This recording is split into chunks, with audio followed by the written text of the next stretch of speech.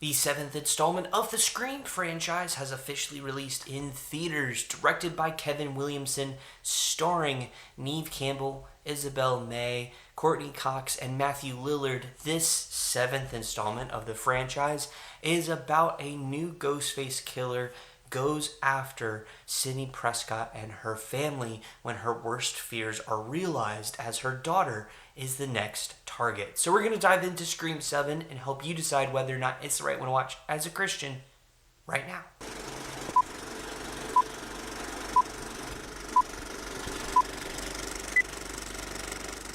Hey friends, welcome to the channel. I'm your host Tim, and we exist to help Christians live in the world, not of the world, by utilizing our convictions in the movies and shows we watch. Scream 7 is rated R for strong, bloody violence and language throughout, as well as just a lot of gore in this film. So we're going to dive into any convictions you may have that may prevent you from watching this film, any theological themes present within it, and wrap it up with my own personal thoughts on the movie. Without further ado, let's dive into the Christian Conviction Meter. If this is your first time here, the Christian Conviction Meter is 5 convictions that may distract or hinder your relationship with Jesus. Ultimately, this is a resource to help you figure out whether or not Scream 7 aligns with the convictions that God has given you. And kicking things off with our violence and gore category here, I'm just cut right to the chase. This is by far the most violent of the franchise, and it just goes absolutely bananas. As per usual with the Scream franchise, there is a lot of stabbing, there is a lot of death that is a part of this movie, and of course a lot of blood that comes with that. At the same time too, many of the deaths, killings, things of that sort that are a part of this movie are definitely pretty disturbing at times. There is one in which a character is impaled by a beer tap, so that's something. There also is a character who's slashed in the abdomen and some of her insides come out. That's all I'm going to say there on that. There is, of course, as per usual with the Scream franchise, lots of cuts, scrapes, stabbings, like I mentioned earlier, slices, all that sort of stuff that is normally a part of any sort of Scream film. It continues in this one as well. There also are several gunfights that are a part of this movie, and there is a character who's shot in the head multiple times. There also is, of course, a character in which is burned along with a house, so that is something to keep in mind. All of that to say, we are going to give this a 5 out of 5 in this category. I do want to keep in mind, though, for you all watching this, that this is, like I mentioned, the most violent and brutal of the franchise so far, and I would go as to say it is probably the most gory of the franchise, especially since 4. However, a category that doesn't have a lot in it is our next one, which is lust.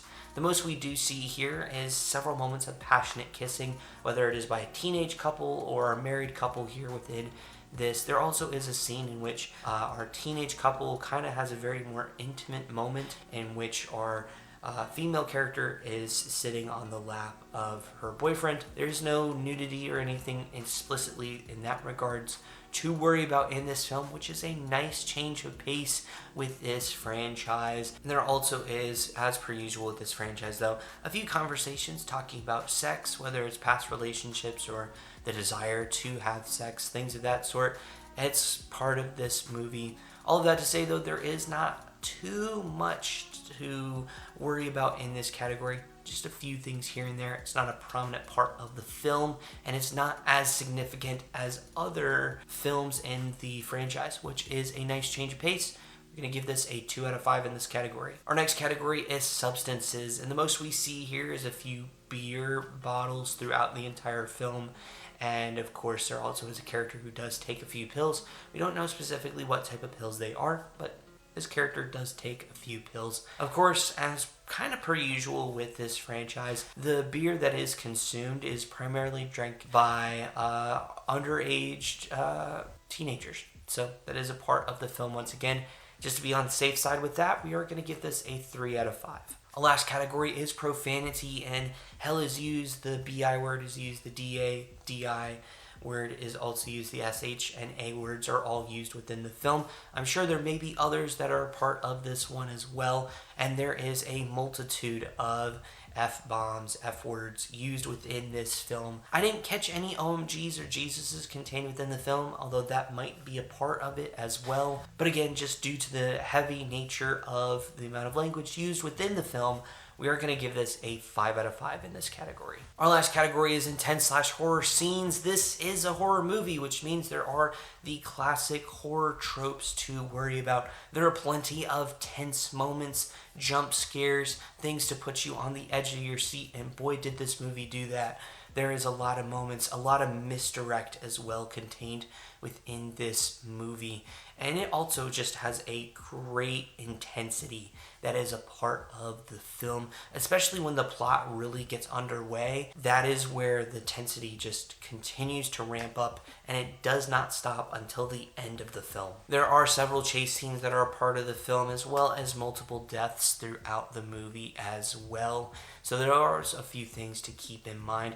Ghostface also, in the beginning of the film, not only burns down a house and the victims with it, but just lays absolute carnage to the house that we do see there as well.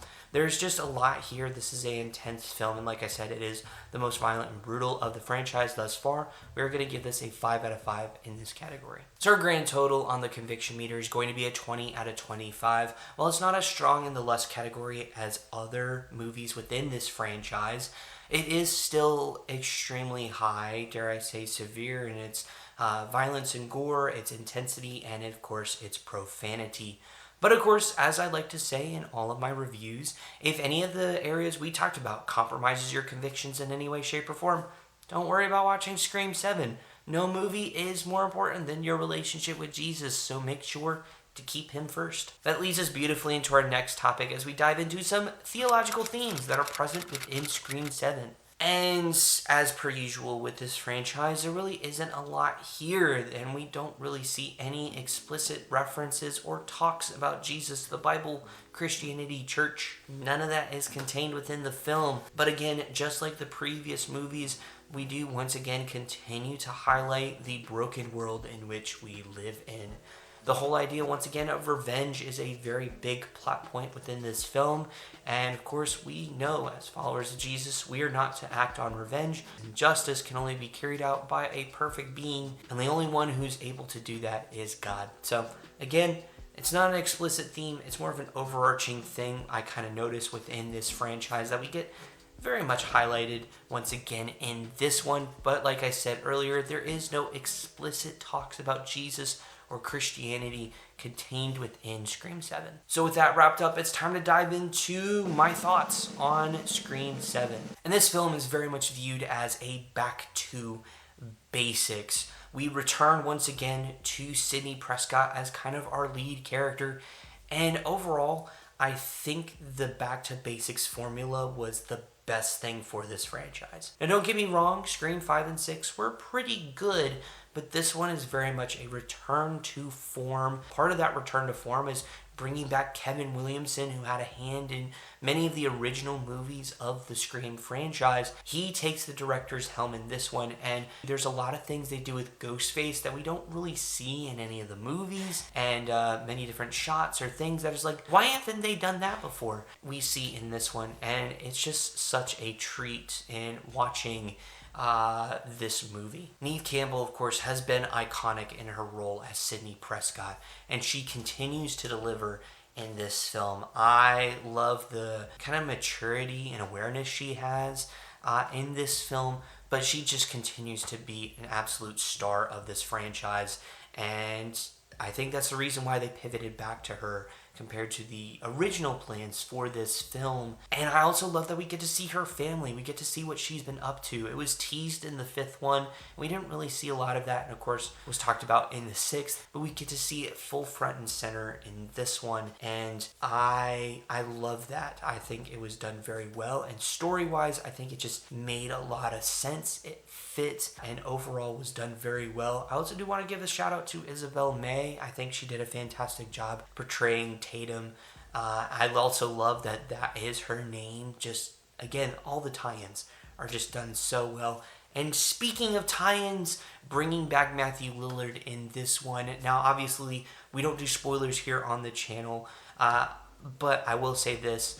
The things they do with his character, while I will say was a little predictable, it's just great to see him as Stumacher again. I can't lie. It was really cool to see, and I got a lot of joy from that. I'm a big fan of Matthew Lillard, so getting to see him in this role once again was pretty sweet, and overall enjoyed that a lot. And while there is a lot to like about this film, and especially the beginning and a lot of the things leading into the tense moment, the challenge once again, as it has been with the past several films, is the villain reveal. I don't think we've had a strong villain reveal since the fourth film. Fourth film had a really strong one. Not a great one, but a strong one. 5 was okay. 6 was terrible. 7 was I like it, but not a lot.